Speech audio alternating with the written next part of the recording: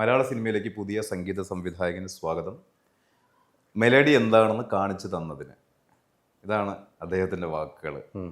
It's like an Oscar. പാടവരമ്പത്തിലൂടെ Bru കോഫിയുടെ കുപ്പികൾ, സ്പൂണുകൾ, ജീപ്പ് റിപ്പയർ ചെയ്യുന്ന സ്ഥലത്ത് നിന്ന് ഒരു ഡോറിൻ്റെ ഒരു സാധനം ഉണ്ടായിരുന്നു. അതും എടുത്ത് പൊക്കി കൊണ്ടുവന്നു, അതടിച്ചു. എന്നെ സംബന്ധിച്ചിടത്തോളം ലൗഡ്നെസ്സിൻ്റെ അൾട്ടിമേറ്റ് കളിയാണത്. പക്ഷെ അവരിപ്പോഴും പറയുന്നത് സെറ്റിലായി പോയെന്നാ. ജയസൂര്യ ചേട്ടൻ അഭിലാഷോട് പറഞ്ഞു, ഇവൻ എന്താ ഒളിഞ്ഞിരുന്നാണ് കമ്പോസ് ചെയ്യുന്നത്, ഇവനൊന്നും കാണാനേ കിട്ടുന്നില്ല എവിടെയൊന്നും. ഞാൻ അങ്ങനെ പബ്ലിക് ഫംഗ്ഷൻസിന് അങ്ങനെ വരാറില്ല, എവിടെയും ഇങ്ങനെ പോകാറില്ല. പിന്നെ എൻ്റെ സ്റ്റുഡിയോയും വീടും മേലെയും താഴെ. ഞാൻ മേലെ കാപ്പി പിടിക്കാൻ പോകും, താഴെ വരും, കീബോർഡിലേക്ക് ഇരിക്കും, അത്രേ ഉള്ളൂ. ആദ്യം പാടിയ പാട്ട് ഏതാണ്?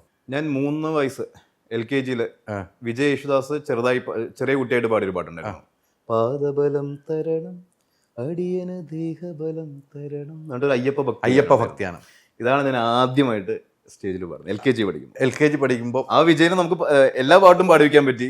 ജോസഫിലെ മോസ്റ്റ് ഓഫ് ദി സോങ്സും വിജയ് പാടി. വിജയേട്ടന് സ്റ്റേറ്റ് അവാർഡും കിട്ടി പൂമുത്തോളേക്ക്. അപ്പൊ ഞാൻ വിചാരിക്കും, എന്താ ഞാൻ 3 വയസ്സിൽ അങ്ങേരുടെ പാട്ടാണ് പാടിയത്. അപ്പൊ എന്തൊക്കെയോ ഒരു കണക്ഷൻ നമ്മുടെ മ്യൂസിക്കിൽ പാടിപ്പിക്കാൻ പറ്റി, അവാർഡ് കിട്ടി അദ്ദേഹത്തിന്. വലിയ ഭാഗ്യമാണ്, വലിയൊരു ഭാഗ്യമായിട്ട് തന്നെ. മറ്റൊരു പ്രധാനപ്പെട്ട കാര്യം, ഇപ്പോഴത്തെ സിനിമകൾ അല്ല, പല സിനിമ, തമിഴാണെങ്കിലും മലയാളമാണെങ്കിലും തെലുങ്കാണെങ്കിലും ഏത് ഭാഷയിൽ വന്ന മ്യൂസിക്കിന്റെ ഒരു അതിപ്രസംഗം കൂടുന്നുണ്ടോ എന്നൊരു ഡൗട്ട് പ്രേക്ഷകർക്കുണ്ട്. സ്വാഭാവികമായിട്ടും മ്യൂസിക് ഇപ്പം നേരത്തെ പറഞ്ഞു, വേണ്ട സ്ഥലത്ത് താത്തി അല്ലെങ്കിൽ ഹൈപ്പ് വരും എന്ന് പറഞ്ഞു. അത്തരമൊരു സംഭവങ്ങളെ വാച്ച് ചെയ്യാറുണ്ടോ? അതേ ഉള്ളൂ ചേട്ടാ. എനിക്ക് ഭയങ്കര അരോചകമായിട്ട് തോന്നാറുണ്ട്.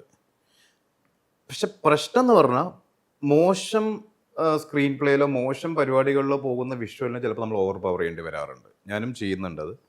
പക്ഷെ നല്ല സംഭവങ്ങൾക്ക് കൂടുതലായിട്ടിട്ട് ആ സീനെ നശിപ്പിക്കുന്നത് കാണുമ്പോഴാണ് സങ്കടം വരാറ്. മ്യൂസിഷ്യൻ്റെ ടാലൻറ്റ് കാണിക്കാനുള്ള പരിപാടിയൊന്നും അല്ല ഒരു സിനിമയുടെ ബാക്ക്ഗ്രൗണ്ട് മ്യൂസിക്. ടാലൻറ്റ് കാണിക്കണം, അതിൻ്റെ സെൻസ് പക്ഷെ വേറെയാ. കാതിൽ കൂടെ കേൾപ്പിച്ചുകൊണ്ടുള്ള കിളിപാട്ട് പരിപാടി അവസാനിക്കാറായി എന്നാണ് എനിക്ക് തോന്നുന്നത്. അതിനേക്കാട്ടിലൊക്കെ മെച്യൂരിറ്റി കാണിക്കണ്ടേ ഒരു സിനിമയുടെ.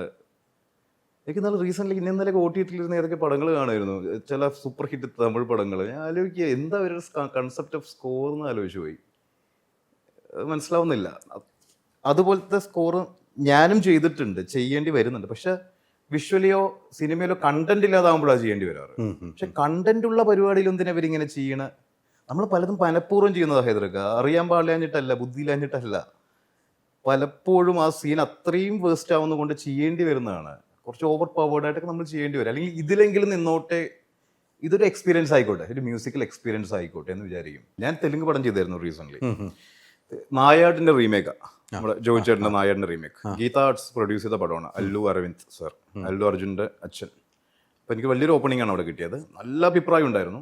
അപ്പോൾ അതിൻ്റെ ബാക്ക്ഗ്രൗണ്ട് സ്കോറിൽ ഈ പറഞ്ഞ പോലെ ഞാൻ നായാടിൻ്റെ പരിപാടി എനിക്കറിയാമല്ലോ. അപ്പം ഞാൻ ആ ഒരു അപ്രോച്ചിലാണ് പോയി തുടങ്ങിയത്. പക്ഷെ അവർ എക്സ്പെക്ട് ചെയ്യുന്നത് പ്യുവർ കമേഴ്ഷ്യൽ സംഭവം തന്നെയാണ്.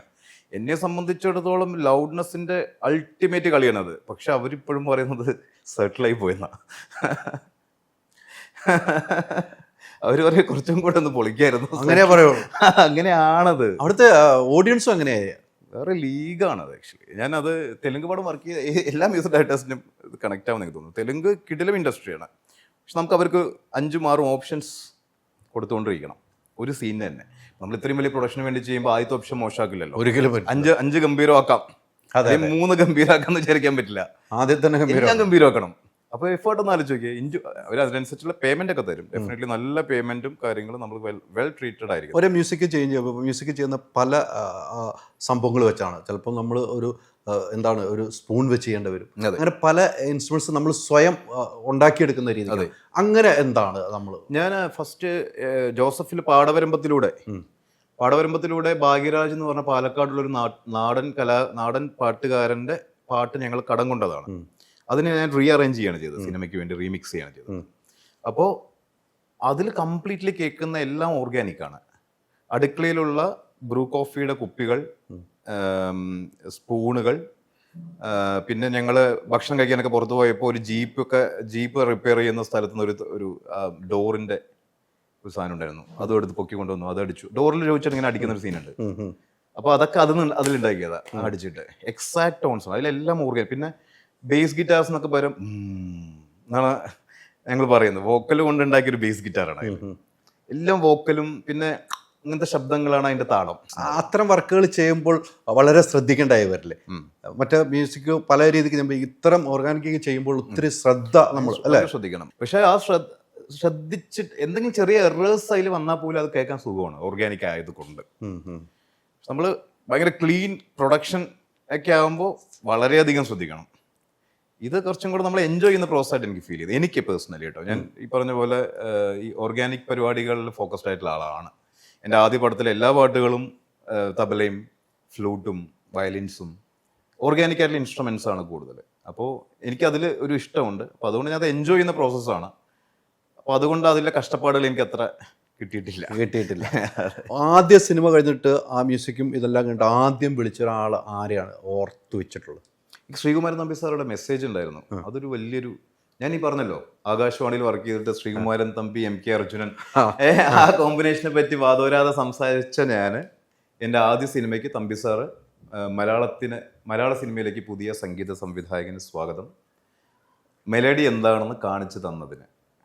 ഇതാണ് അദ്ദേഹത്തിന്റെ വാക്കുകൾ. It's like an Oscar. വലിയൊരു ഹൃദയത്തിൽ സൂക്ഷിക്കാൻ പറ്റിയ ഒരു മെസ്സേജ് ആണല്ലോ, ഒരു സംശയമില്ല. കുറേ സിനിമകളായി, കുറേ സിനിമകൾ ചെയ്തു. ഇനി നമുക്ക് ചെയ്യണമെന്ന് ആഗ്രഹമുള്ള ഒരു കൂട്ടുകെട്ടുണ്ടല്ലോ, അങ്ങനെ ഒരു കൂട്ടുകെട്ട് ആരാണ്? അതായത് പലപ്പോഴും ഒരു കാറ്റഗറിയിലേക്ക് ഒതുങ്ങുന്നുണ്ടെന്ന് എനിക്ക് തോന്നാറുണ്ട് എന്നെ തന്നെ. അത് എൻ്റെ മിസ്റ്റേക്ക് ആണോ എന്ന് എനിക്കറിയില്ല, അല്ലെങ്കിൽ ഞാൻ ചെയ്ത പടങ്ങളുടെ സ്വഭാവം കൊണ്ടാണെന്ന് എനിക്ക് അറിയുന്നില്ല. അപ്പോൾ അതുകൊണ്ട് തന്നെ ഇപ്പോൾ ദിലീഷ് ഏട്ടൻ ആ ഒരു അവരുടെ സർക്കിളിലെ പടങ്ങളിലേക്ക് ചെയ്യാൻ പറ്റിയിട്ടില്ല. പക്ഷെ ഞാൻ ഭയങ്കര ഫാനാണ് അവരുടെ വർക്കും. ആ ഡൈനാമിക്സ് എനിക്ക് മനപ്പാടമാണ്, എനിക്ക് ഇഷ്ടമാണ് ആ ഡൈനാമിക്സ് ട്രീറ്റ് ചെയ്യാനും ഇങ്ങനെ കൊതിക്കുന്നുണ്ട്. പക്ഷെ എനിക്കത് കിട്ടിയിട്ടില്ല. ഇപ്പോൾ ശ്യാം പുഷ്കർ ചേട്ടൻ അവരുടെ ഒന്നും വർക്ക്സ് എനിക്ക് ചെയ്യാൻ പറ്റിയിട്ടില്ല. അപ്പോൾ ഡെഫിനറ്റായിട്ട് ആ സർക്കിളിൻ്റെ ഒരു പടമെങ്കിലും അത് ചെയ്യണമെന്നെങ്കിലും ആഗ്രഹമുണ്ട്. ഡെഫിനറ്റായിട്ടുള്ള ആരോടെങ്കിലും സംസാരിച്ചിട്ടില്ല. അതാ പറഞ്ഞു, എന്റെ മിസ്റ്റേക്ക് ആണെന്ന് എനിക്ക് അറിയില്ല. സംസാരിച്ചിട്ടില്ല. അപ്പൊ ഞാൻ എപ്പോഴും വിശ്വസിക്കുന്നു, ആരോടും ഞാൻ സംസാരിച്ചിട്ടില്ല. അവരോട് മാത്രമല്ല, ആരോടും ഞാൻ സംസാരിച്ചിട്ടില്ല. ഞാൻ ജോലി മാത്രമാണ്. എന്നെ പലപ്പോഴും എന്നാൾ ജയസൂര്യ ചേട്ടൻ അഭിലാഷോട് പറയും, ഇവൻ എന്താ ഒളിഞ്ഞിരുന്നാണ് കമ്പോസ് ചെയ്യുന്നത്, ഇവനൊന്നും കാണാനേ കിട്ടുന്നില്ല എവിടെയൊന്നും. ഞാൻ അങ്ങനെ പബ്ലിക് ഫംഗ്ഷൻസിന് അങ്ങനെ വരാറില്ല, എവിടെയും ഇങ്ങനെ പോകാറില്ല. പിന്നെ എൻ്റെ സ്റ്റുഡിയോയും വീടും മേലെയും താഴെ. ഞാൻ മേലെ കാപ്പി പിടിക്കാൻ പോകും, താഴെ വരും, കീബോർഡിലേക്ക് ഇരിക്കും, അത്രേ ഉള്ളൂ. അപ്പം ഞാൻ അതിലാണ് കൂടുതൽ ഫോക്കസ്ഡ്. ഇനി അതുകൊണ്ടാണോ എന്ന് എനിക്കറിയാം. ഞാൻ അങ്ങനെ എവിടെയും ഞാൻ പോയി ചോദിച്ചിട്ടില്ല ഇതുവരെയും. ചാൻസ് ഞാൻ അങ്ങനെ സിനിമയിൽ ചെയ്യാൻ ഇത്രയും ജോലി തന്നിട്ട് ഞാൻ അത് ഫോക്കസ് ചെയ്യാതെ ഇനി ചാൻസ് വെച്ച് പോകണം എന്നുള്ള തോട്ടായിരിക്കാം. അത് വൃത്തിയായി ചെയ്ത് ഓട്ടോമാറ്റിക്കലി വന്നതാണ് എൻ്റെ ചിന്ത. കാരണം വർക്ക്സ് വരുന്നുണ്ട്. എന്തുകൊണ്ട് വരുന്നു?